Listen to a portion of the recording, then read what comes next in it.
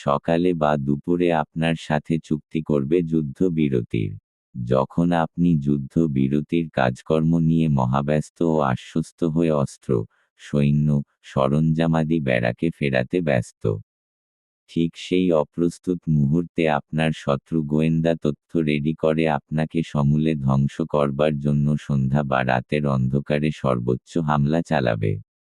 এই ভণ্ডামি ও শয়তানি নীতির কারণে বিশ্বজুড়ে ভয়ঙ্কর বিজয়ী বা শক্তিশালী রূপে নিজেকে জাহির করতে পেরেছে ইসরায়েল, ব্রিটিশ, মার্কিন যুক্তরাষ্ট্র বা অন্যান্য শয়তানেরা।